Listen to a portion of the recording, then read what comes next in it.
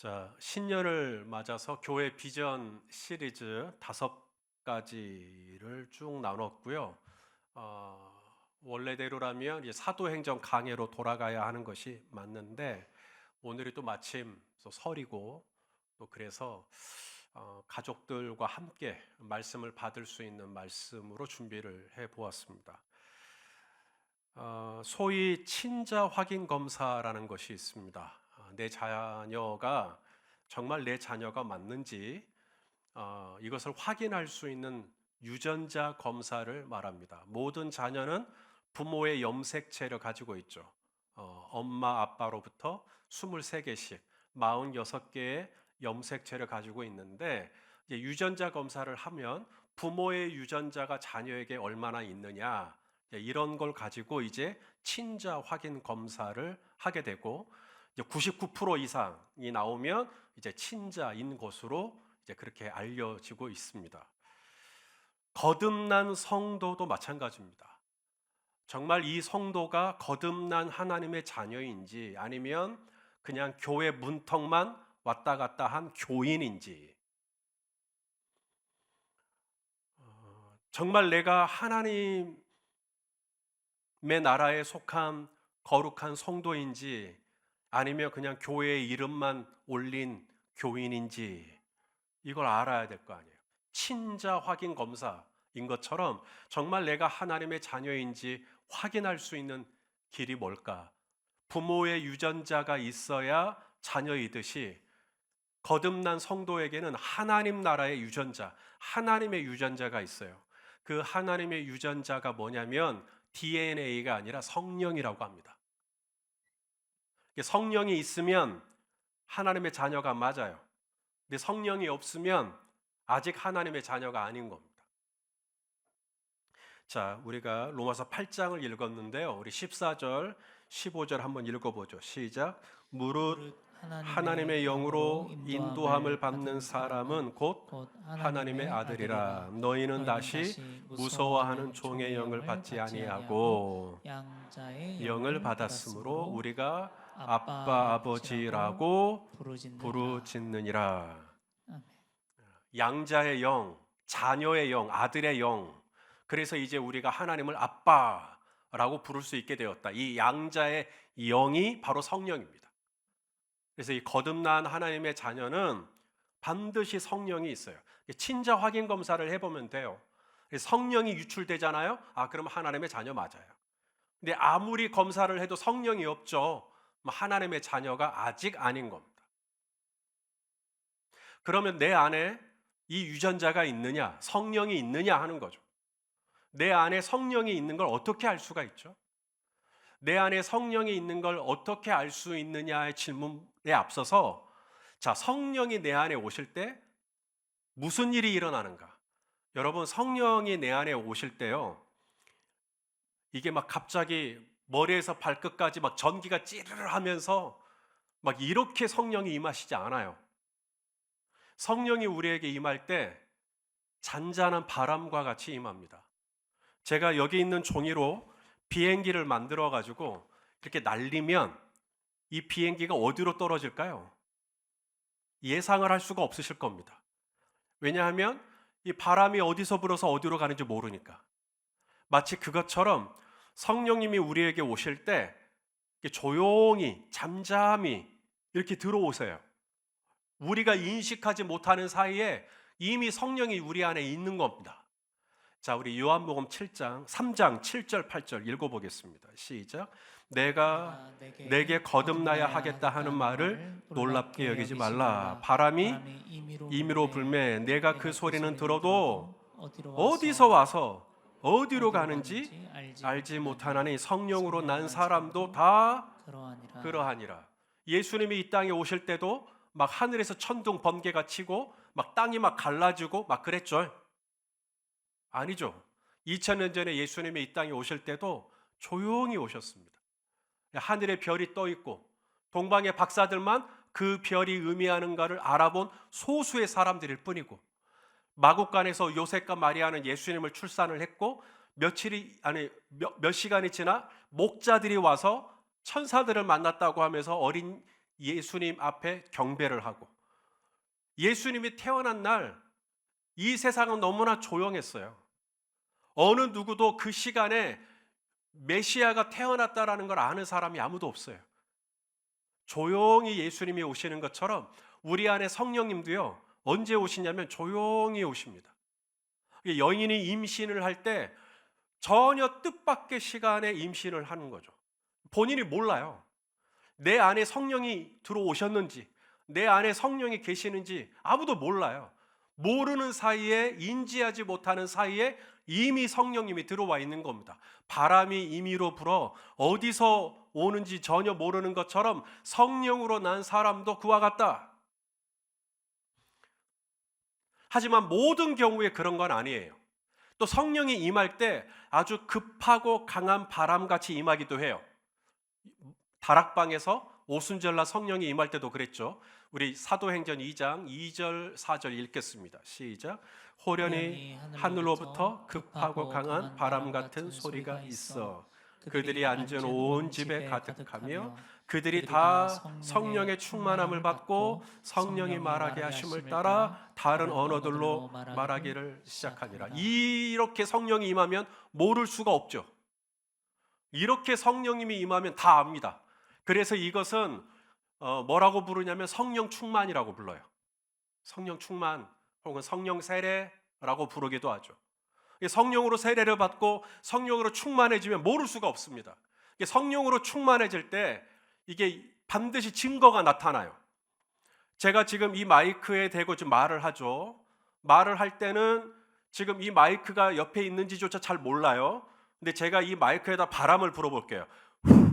그러면 이제 이 마이크에 바람이 불렸구나라는 걸 알게 되죠.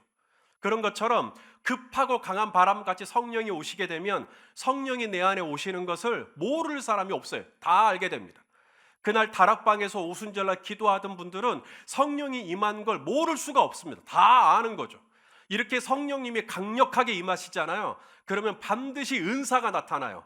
증거가 나타나요. 외적인 증거, 내적인 증거가 두 개가 다 있습니다. 이 외적인 증거, 성령이 강력하게 임할 때 외적인 증거가 뭐로 나타나냐면 성령이 말하게 하심을 따라 다른 언어들로 말하기 시작하니라. 성령이 바깥으로부터 완벽하게 나를 사로잡아 버리니까 내가 늘 쓰던 이 언어가 아닌 이 혀가 꼬부러지면서 전혀 뜻밖의 언어가 나오기 시작합니다. 한 번도 배운 적이 없는 언어들이 나오기 시작하죠. 성령님이 바깥으로부터 강력하게 임해버리니까 방언이 나오고요. 그런데 본인이 방언을 하지만 본인이 못 알아들어요. 그런데 옆에 있는 누군가는 또 그 말을 또 알아들어요. 이걸 통변의 은사라고 합니다. 그래서 통변의 은사도 바깥으로부터 오는 충만함이죠. 이뿐만 아니라 병고침 혹은 예언, 이런 열매들이, 이런 증거들이 바깥으로부터 성령으로 충만해질 때 한꺼번에 확 나타나죠. 하지만 내적으로도 충만해져요. 내적으로 성령이 충만해지면 무슨 일이 일어나는가? 갈라디아서 5장에 있는 성령의 9가지 열매, 사랑, 희락, 화평, 오래 참음, 자비, 양선, 충성, 온유, 절제와 같은 내적인 충만함이 열매로 나타납니다. 그래서 내가 원래는 참 겁이 많은 사람인데 이 성령님이 내적으로 충만해져 버리잖아요. 그러면 하나도 두렵지가 않습니다. 어떻게 그런 상황에서 성도님은 그렇게 평안하십니까? 내적으로 성령으로 충만한 거죠. 그러니까 겁이 없는 거예요. 그러니까 담대해지는 겁니다. 그러니까 평안한 것이죠. 성령으로 외적으로 충만하든지 내적으로 충만하든지 성령님이 우리에게 임하실 때 잔잔한 미풍과도 같이 그렇게 임하시기도 하지만 때로는 성령님이 우리를 강력하게 인격을 사로잡으면서 임하기도 하지요. 자, 그러면 내 안에 정말 성령님이 계시느냐? 내 안에 정말 이 하나님의 DNA가, 하나님 아빠의 DNA가 내 안에 얼마나 있느냐? 자, 내 안에 정말 성령이 계신지 아닌지 확신할 수 있는 몇 가지 기준이 있겠죠. 첫째가 죄에 대한 여러분의 반응입니다. 성령이 내 안에 오시면 성령은 세상의 심판에 대하여, 죄에 대하여, 의에 대하여 말씀하시는 분이기 때문에 성령이 내 안에 오시면 제일 먼저 일어나는 면역 반응 중에 하나가 바로 죄예요. 죄. 예전같이 죄를 지을 수가 없습니다. 여인이 임신을 하면 갑자기 예전에 즐겁게 먹었던 어떤 것에 대해서 면역 반응이 나타납니다. 혐오해져요. 나 이거 싫은데, 역겨운데, 나 이거 먹고 싶지 않은데. 갑자기 우리 안에 성령이 들어오시면 예전에는 아무렇지 않게 행했던 죄인데 갑자기 거기에 대해서 어떤 반응이 내 안에 일어나요. 두드러기 같은 게 일어나요. 나 이제 이거 하기 싫어. 나 이제 이거 보기 싫어. 나 이제 여기 가기 싫어. 나 이제는 이거 안 할래. 이런 마음들이 내 안에 일어난다? 그거 보통 일이 아닌 겁니다. 그것은 성령님이 내 안에 계시는 가장 강력한 증거 중에 하나가 바로 죄에 대한 반응이에요.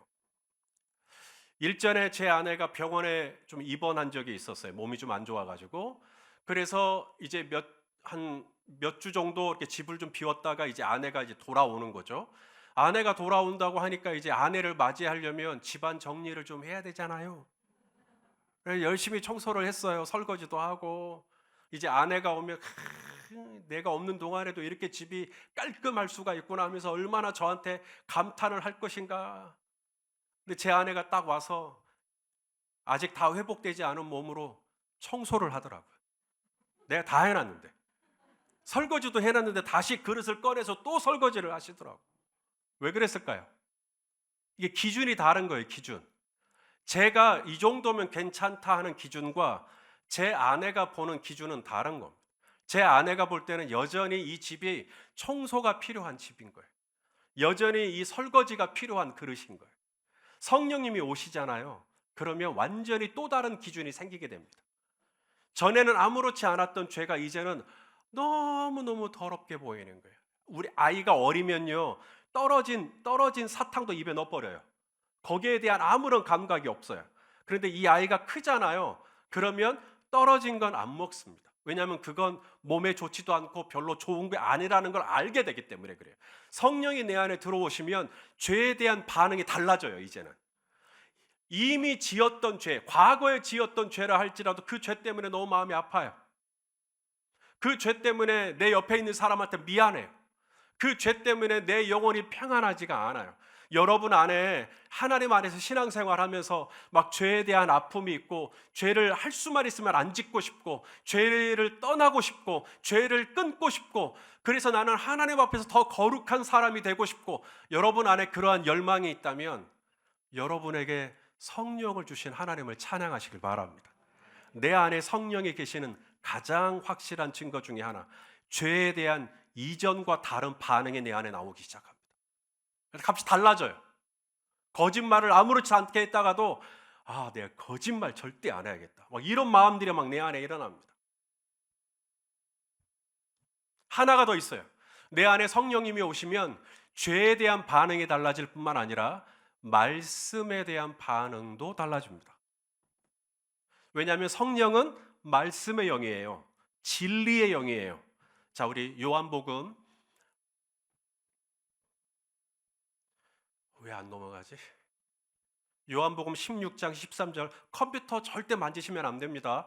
자, 같이 읽겠습니다. 시작. 그러나 진리의 성령이 오시면 그가 너희를 모든 진리 가운데로 인도하시리니 그가 스스로 말하지 않고 오직 들은 것을 말하며 장래일을 너희에게 알리시리라. 여러분, 양이 목자의 음성을 알아듣나요? 알아들어요. 다른 목자가 와서 비슷한 목소리 흉내내도 양은 오직 본인의 목자의 음성에만 반응을 합니다. 우리 자녀들은 엄마 아빠의 목소리를 알아들을까요? 제가 우리 안대현 집사님 유엘이를 안았거든요. 막 유엘이랑 같이 막 놀아요. 그런데 저쪽에서 엄마 아빠 목소리가 들리는 것 같아요. 그럼 유엘이가 어떻게 반응할까요? 이제 엄마 아빠 목소리를 아는 거예요. 그러면 저와 여러분이 하나님의 자녀라며요. 그러면 그분의 목소리를 알아들어야죠. 그분의 음성이 들려요. 이제 전에는 설교 시간이 너무 지루했거든요. 전에는 설교 시간이 그냥 잠자는 시간이었어요. 전에는 설교 시간이 그냥 지루하기 딱이 없는 성. 그런데 이제는 이 음성이 들려요. 이제 설교가 들리기 시작합니다. 그리고 말씀이 읽혀져요. 이제 눈으로 읽는다라는 게 아니라 그 말씀에 내가 몰입하기 시작해요. 그리고 그 말씀을 읽으면서 내 안에 여러 가지 것들이 올라옵니다. 왜냐하면 하나님의 말씀은 우리를 교훈하고 책망하고 바르게 하고 의로 교육을 하기 때문에 하나님의 말씀을 읽는 동안 갑자기 눈물이 나기도 하고요. 하나님의 말씀을 읽을 때 막 내 안에서 막 뜨거운 어떤 마음들이 막 올라오고요. 하나님의 말씀을 읽으면서 내 안에 회개하는 마음, 더 나아가서 어떤 소망의 말씀, 위로의 말씀, 이런 것들이 막 내 안에 막 올라오는 것이죠. 여러분, 하나님의 말씀을 읽을 때, 하나님의 말씀을 대할 때 이런 여러 가지 감정이 올라올 때 여러분, 이것을 작은 일로 여기지 마세요. 여러분 안에 성령이 계시다는 증거입니다. 하나님의 영이, 성령이 계시면 반드시 말씀 앞에 반응하게 돼 있어요. 엄마 아빠의 목소리가 들리면 반드시 자녀는 반응합니다. 하나님의 자녀는 하나님의 말씀에 반응해요. 하나님의 말씀을 갑자기 막 읽고 싶기도 하고요. 하나님의 말씀을 필사하고 싶기도 하고요. 하나님의 말씀을 외우고 싶기도 하고요. 하나님의 말씀을 프린트하고 책상에다 붙여놓고 싶기도 해요. 하나님 말씀이 뭐라고? 아니요, 나에게는 뭐가 아니에요. 나는 이 말씀들이 정말로 내게 이루어질 것 같은 마음이 드는 거예요. 정말로 이 말씀대로 내게 행할 것 같은 마음이 드는 거예요. 내 안에 그런 믿음이 일어나고 있고 말씀에 대한 반응이 일어나고 있다면 내 안에 양자의 영을 허락하신 하나님을 찬양하시길 바라요. 이런 죄에 대한 반응, 말씀에 대한 반응 하나가 더 있어요. 내 안에 성령이 계시면 죄에 대해서 예전과 다른 예민함이 생기죠. 또 내 안에 성령이 오시면 성령은 말씀의 영이기 때문에 말씀에 대한 나의 반응이 달라집니다. 전에는 말씀을 아무리 들어도 아무 말 안 했거든요. 근데 어느 날 갑자기 집으로 돌아가는데 차에서 아내한테 오늘 목사님 말씀을 듣는데 이런 게 생각이 났어. 이런 게 깨달아지네. 네, 성령이 호련히 온 거예요. 성령님이 내 안에 갑자기 임하신 겁니다. 어느 날 갑자기 말씀이 들리기 시작하죠. 자, 세 번째 반응이 뭐냐면 또 안 넘어가지. 오 마이 갓. 확인 한번 해주세요. 가치관이 변하기 시작합니다. 성령이 내 안에 오시면 반드시 변해요. 여러분, 자매님이 이제 임신을 하면 당장은 몰라요. 이게 임신을 했는지 안 했는지. 우리 성도님들 중에는 5개월, 6개월, 7개월에도 잘 모르겠어요. 배가 안 나와. 저는 늘 나와 있는데. 예. 그런데 아무리 당장은 표시가 안 나고 당장은 태가 안 나도 막달이 되면요, 다 태가 납니다.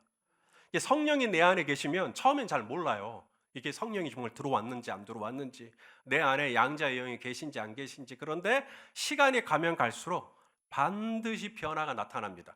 근데 그 변화는 외적인 변화가 아니에요. 외모의 변화가 아니에요. 갑자기 막 저와 여러분이 무슨 연예인 누구를 닮아간다든지 그러진 않아요. 그런 일은 없어요. 그런데 성령님이 내 안에 오셔서 바꾸시는 게 뭐냐면 가치관을 바꾸세요. 가치관. 시간에 대한 가치관. 내가 옛날에는 시간이 남는다 그러면 이 시간을 내가 쓰던 가치관들이 있어요. 그런데 이제는 옛날에는 그렇게 시간을 썼는데 이제는 그렇게 시간 안 쓰죠. 다르게 시간을 써요. 예전에는 물질을 막 이렇게 썼어요. 그런데 이제는 물질을 어떻게 써야 할지 가치관이 바뀌어버렸어요. 삭개오가 뭐라 그러죠? 갑자기 벌떡 일어나더니 그날 저녁에 주여 보시옵소서, 내게 있는 것 가난한 자들에게 주겠습니다. 내가 누구에게 뺏었던 거 있다면 4배나 갚겠나이다. 무슨 변화가 일어나냐면 물질에 대한 변화가 일어나 버린 거예요. 그러니까 성령님이 내 안에 오시면 반드시 이런 가치관의 변화가 일어납니다. 예전에 인간관계, 내가 중요하게 여기는 인간의 가치관이 있었어요. 학연, 지연 뭐 이런 거. 그런데 이제는 그것이 아니라 다른 가치관이 생기죠. 내가 이제 어울리는 사람이 달라지기 시작하는 겁니다. 교회에 대한 가치관, 성경에 대한 가치관, 내 자신을 바라보는 자존감, 내 자신을 바라보는 가치관이 또 달라지기 시작하는 거죠. 찬송가 가사 중에 주 예수보다 더 귀한 것은 없네.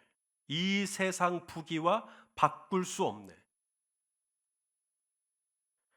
이전에 즐기던 세상 일도 주 사랑하는 마음 뺏지 못해.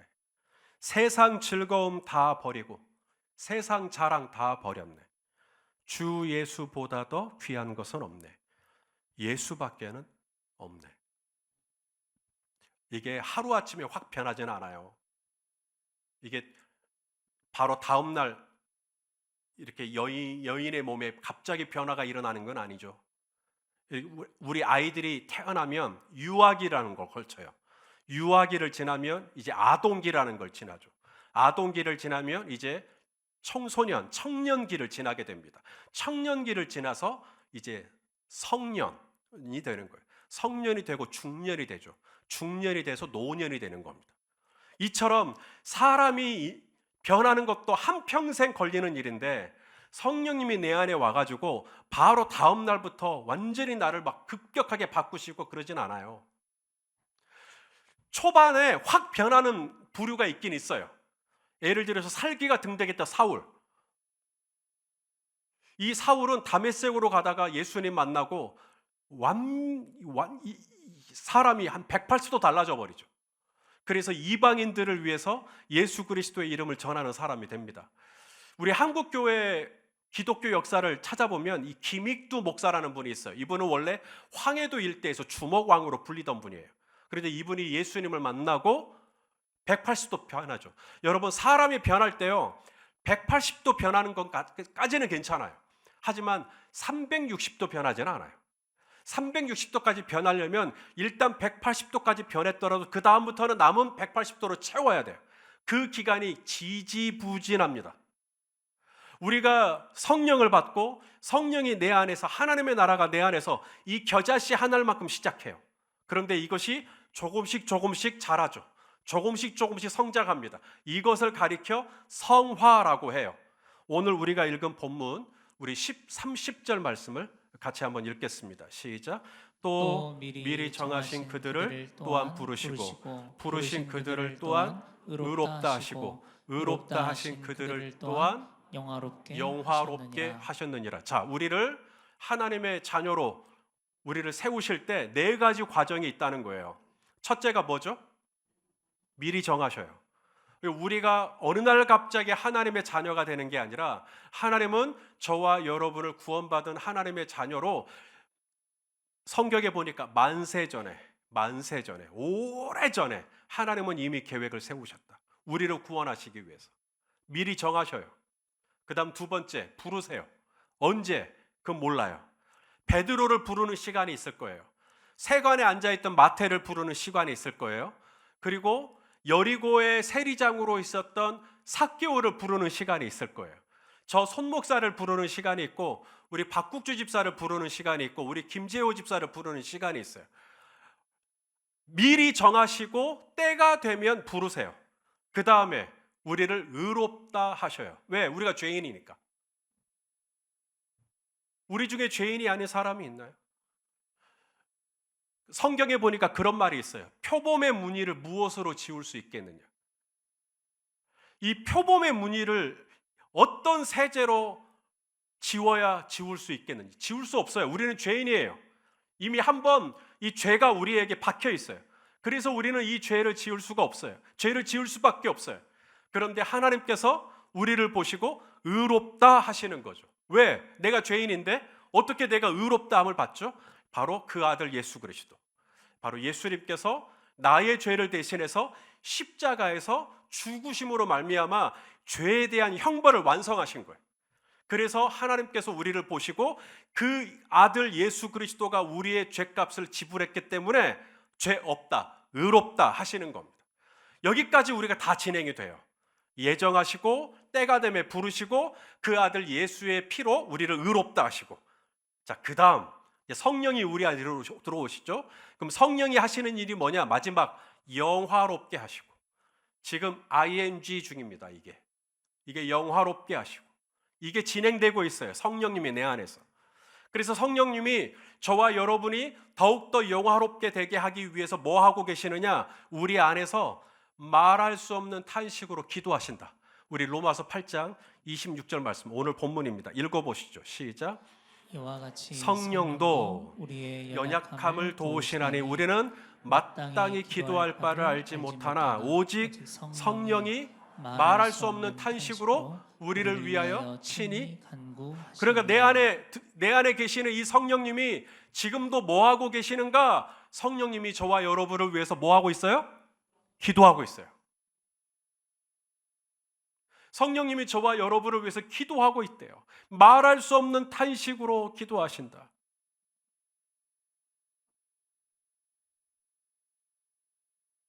여러분은 어떠실지 모르겠어요. 근데 저를 생각하면 정말로 말할 수 없는 탄식이 맞아요.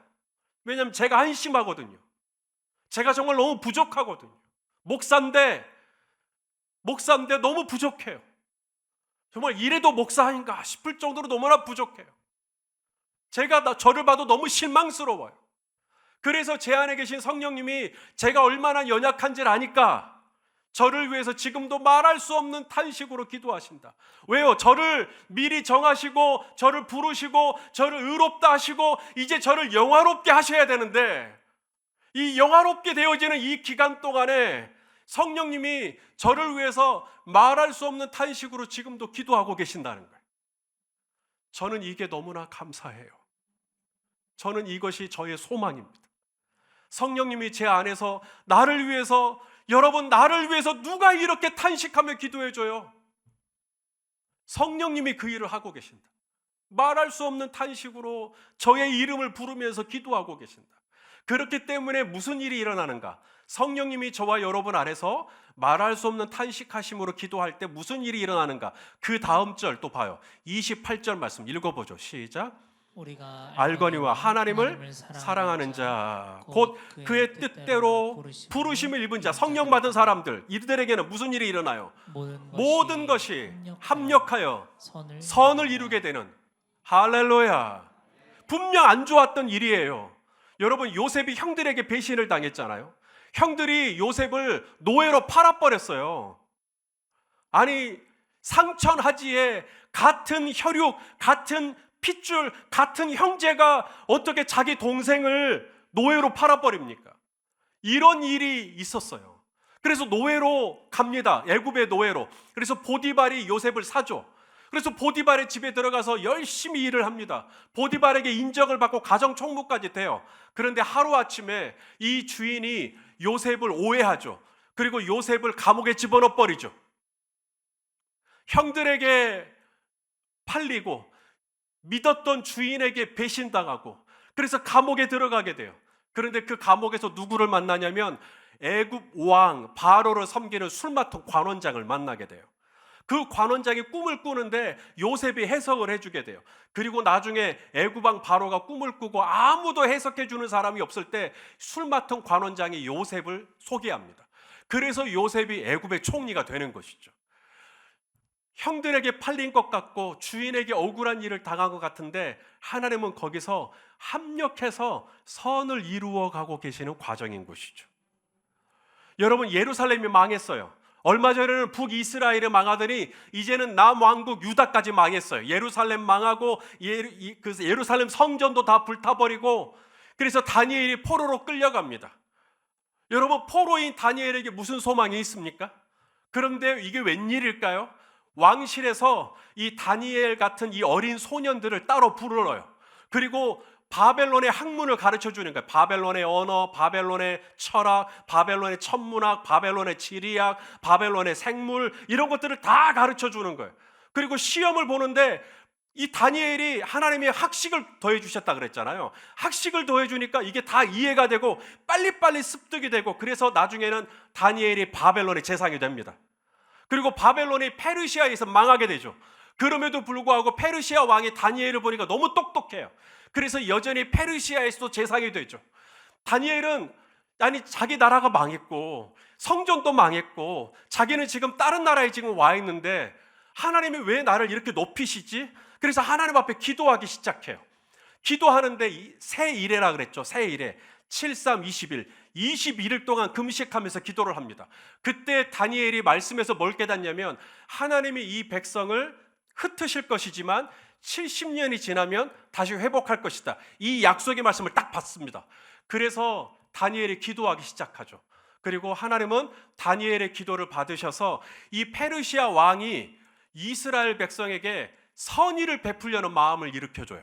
무슨 말이냐면 이 페르시아 안에 있는 이 이스라엘 백성들을 본국으로 돌아가라는 거예요. 너희는 가고 싶은 사람 가도 돼 하고 조서를 씁니다. 이스라엘은 본국으로 돌아가거라. 그리고 성전을 지어라. 성전을 지을 때 혹시 재물이 필요하면 왕궁에 창고가 있으니까 그 창고에서 필요한 거 가져가거라. 이런 놀라운 역사가 다니엘의 기도를 통해 시작됩니다. 하나님이 왜 나라가 망하게 하시고, 왜 성전이 불타버리게 하시고, 왜 내가 포로로 오게 하시고, 그리고 하나님은 왜 나를 이 땅의 재상이 되게 하시고, 하나님의 다 뜻이 있는 거예요. 하나님은 이 모든 실패한 것 같고, 넘어진 것 같고, 부끄러워진 것 같고, 망한 것 같고, 안 된 것 같고, 꼬인 것 같은 이런 이야기들을 싹 다 모아서 선한 것으로 바꾸어 주실 수 있는 하나님인 것을 믿으실 수 있기를 바라요. 근데 이 일이 어떻게 가능하냐? 내 안에 계신 성령님이 지금도 저와 여러분의 이름을 불러가면서 말할 수 없는 탄식으로 기도하고 계셔요. 하나님을 사랑하는 자, 곧 그 뜻대로 부르심을 입은 자들에게는 모든 것이 합력하여, 여러분 성경에 주석 번호가 달려 있을 것인데, 모든 것이 혹은 모든 것을 합력하여 선을 이루게 하시는 하나님인 것을 믿으실 수 있기를 바라요. 내 안에 계신 성령님이시기 때문에 그래요. 그래서 저는 때로는 제 삶 속에 어떤 실망스러운 일들이 일어나잖아요. 그러면 많이 좌절하려고 하지 않아요. 왜냐하면 이것 또한 선하게 하나님 바꿔주실 것이다. 이것 또한 분명 좋은 것으로 하나님이 역전시켜 주실 것이다. 내 안에 계신 성령님이 저와 여러분을 위해서 말할 수 없는 탄식으로 기도하시기 때문에, 그러므로 여러분 금년 한 해 좋은 일 일어나시기를 축복합니다. 그러나 좋은 일만 일어나지는 않을 겁니다.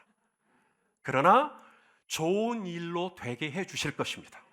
내 안에 계신 성령님이 지금도 기도하고 계시기 때문에 하나가 더 있어요. 내 안에 계신 성령님이 하시는 일이 뭔가? 자, 29절 말씀 읽어보겠습니다. 시작. 하나님이 미리 아신 자들을 또한 그 아들의 형상을 본받게 하기 위하여 미리 정하셨으니 이는 그로 많은 형제 중에서 맏아들이 되게 하려 하심이라. 자, 우리를 구원하시기 전에 미리 정하셨다 그랬어요. 우리를 왜 미리 정하셨나 봤더니 그 아들의 형상, 성품이에요. 그 아들 예수 그리스도의 형상, 예수 그리스도의 성품을 본받게 하기 위하여. 여러분 자녀가 되면 부모를 닮나요, 안 닮나요? 왜? 닮죠. 부모의 습관도 닮나요? 예, 부모의 습관도 나오기 시작하고, 제가 어느 날 전화를 했는데 우리 집사님인 거예요. 그랬더니 아니에요. 집사님 아들이었던 거죠. 말투, 목소리까지 똑같아요. 내 안에 계신 성령님이 그 아들의 형상을 본받게 하고 있어요. 그 아들의 형상이 점점점 나오게 하고 계셔요. 시간이 가면 갈수록 그 아들이 진짜 딱 아빠하고 판박이에요. 시간이 가면 갈수록 점점 하나님하고 판박이에요. 시간이 가면 갈수록 점점 예수님 닮아요. 내 안에 계신 성령님이 그렇게 하고 계신다. 우리 베드로후서 1장 4절 세 번역으로 읽어봐요. 시작. 그는 이 영광과 덕으로 귀중하고 아주 위대한 약속들을 우리에게 주셨습니다. 그것은 이 약속들로 말미암아 여러분이 세상에서 정욕 때문에 부패하는 사람이 되는 것이 아니라 하나님의 성품에 참여하는 사람이 되게 하시려는 것입니다. 그래서 우리를 구원하여 주셨다는 거예요. 그래서 우리는 시간이 가면 갈수록 부부가 서로 닮죠. 시간이 가면 갈수록 부부가 서로 닮아요. 마찬가지로 시간이 가면 갈수록 우리 안에 누구를 닮아야 되냐면 예수님을 닮아가는 것이죠. 여러분, 예수님을 닮으려고 노력하지 마세요. 하나님을 닮으려고 애쓰지 마세요. 저절로 됩니다.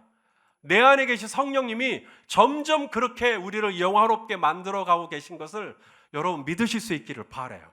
이게 자녀가 애써서 엄마 아빠 닮는 게 아니거든요. 그냥 이게 들어와 있어요. 유전자 안에. 시간이 지나면 지날수록 이게 점점점 뚜렷하게 드러납니다. 그런 것처럼 저와 여러분 안에 이 들어온 이 하나님의 나라가, 이미 시작된 이 성령님의 역사가 저와 여러분을 점점점 하나님의 성품, 예수님의 성품으로 그렇게 우리를 영화롭게 만들어가 주실 것입니다. 자, 오늘 말씀을 듣고 이제 몇 가지 반응들이 우리 안에 일어날 거예요. 첫째는 내 안에 성령님이 계시는구나. 이게 확신이 되시는 분이 계실 겁니다.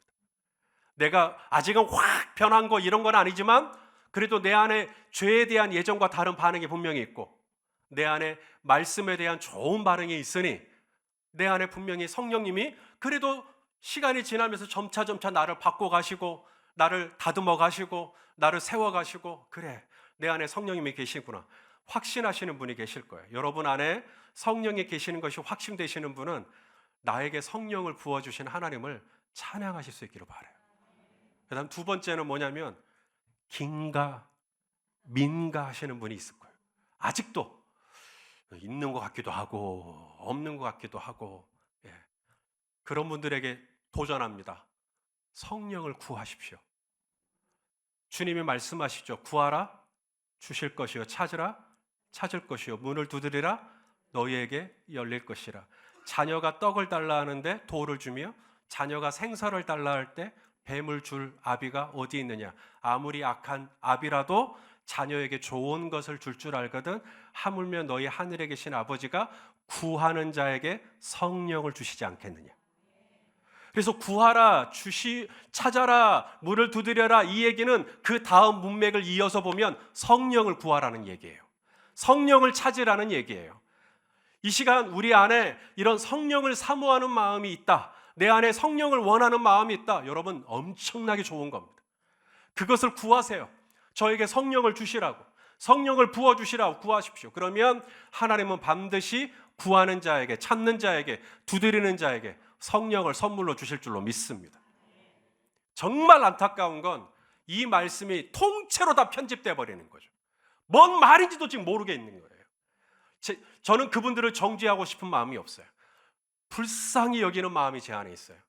하나님께서 여러분의 마음을 오늘 우리 이현욱 집사님이 기도하신 것처럼 우리 안에 이 묵은 마음을 기경하듯이 하나님께서 저와 여러분의 마음을 기경하여 주셔서 이 성령님에 대해서 알고 싶고 하나님의 말씀을 알고 싶고 더욱더 주님을 가까이 가고 싶은 이런 거룩한 열망이 일어날 수 있도록 은혜를 주시기를 주님의 이름으로 축복합니다.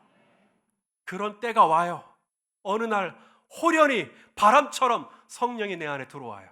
그리고 내 안에 점점점 달라지는 것들을 보게 하여 주시는 거죠. 성령으로 말미암아 하나님의 거룩한 성품에 날로 더욱더 깊이 있게 들어가는 저와 여러분 되실 수 있기를 주님의 이름으로 축원합니다.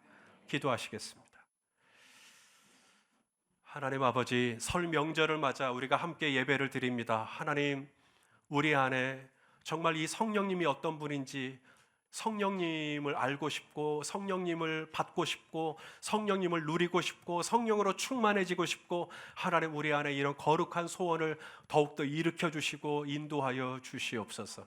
하나님 내 안에 계신 성령님이 지금도 말할 수 없는 탄식으로 나를 위하여 기도하고 계심을 믿습니다. 점점점 예수님 닮아가게 하시고 하나님 아버지의 성품에 참여하는 자가 되게 하여 주옵소서. 예수님의 이름으로 기도하옵나이다.